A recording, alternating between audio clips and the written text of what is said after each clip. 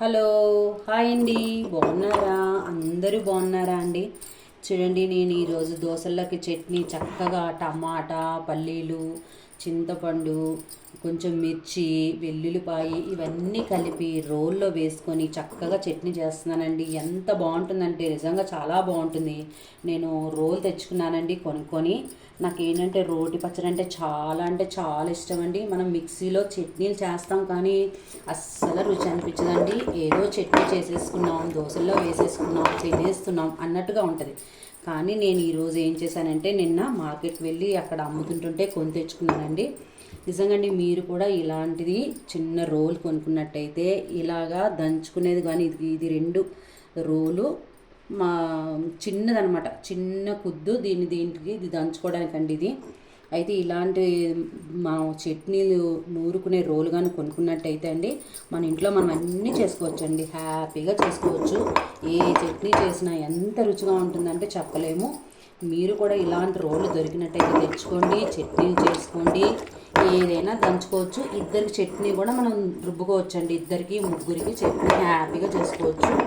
కాకపోతే ఏంటంటే మనము ఈ మిక్సీలో చేసినంత రుచిగా ఉండదు కాబట్టి నేను ఈ రోలు తెచ్చుకున్నానండి.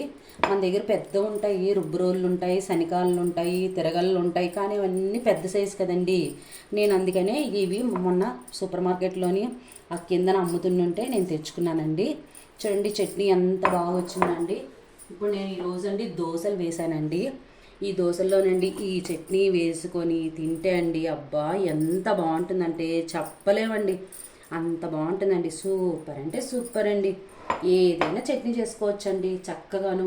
ఆనియన్ చట్నీ చేసుకోవచ్చు, టమాటా చట్నీ చేసుకోవచ్చు, పల్లీలు, పుట్నాలు, కొబ్బరి అవి కలిపిన చట్నీ చేసుకోవచ్చు. ఏ ఒక్కటైనా నూరుకోవచ్చండి. ఎందుకంటే ఇది గనేటి రాయితోటి తయారవుతుంది కాబట్టి దీంట్లో మనము ఎంత చక్కగా వేసి అది నూరామంటే చక్కగా రుబ్బుతూ ఉంటుంటే మంచిగా మెత్తగా అవుతుందండి. ఇది చూడండి ఎంత బాగుందో.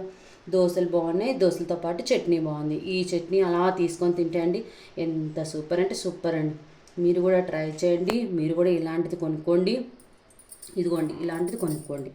ఇదిగోండి ఇది నేను కొంచెం బిగ్ సైజే తెచ్చుకున్నాను. చిన్న సైజ్ అయితే మరీ ఒక్కరికే వస్తుందని చెప్పి కొంచెం బిగ్ సైజ్ అయితే అంత పెద్దది కాదు, అంత చిన్నది కాదు, ఇది మీడియం సైజ్ అండి నేను తెచ్చుకున్నాను. ఇందులో ఇద్దరు ముగ్గురు చట్నీ కూడా చేసుకోవచ్చండి.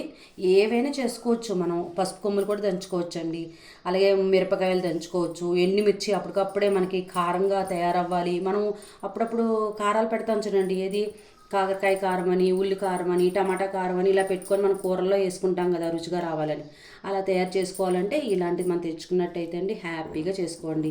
మీకు నచ్చినట్లయితే ఓ లైక్ చేయండి, అలాగే షేర్ చేయండి, అలాగే సబ్స్క్రైబ్ చేయండి, అలాగే కామెంట్స్లో ఎలా ఉందనేది తెలియచేయండి. అలాగే మా చట్నీ దోశలు ఎలా ఉన్నాయి అనేది కూడా మీకు కామెంట్స్లో తెలియచేయండి. నేను దోశలు ఎన్ని వేసాను, టమాటా చట్నీ ఏ విధంగా మీకు కనబడుతుంది అనేది కామెంట్స్లో తెలియచేయండి. ఓకేనా అండి? థ్యాంక్ యూ అండి.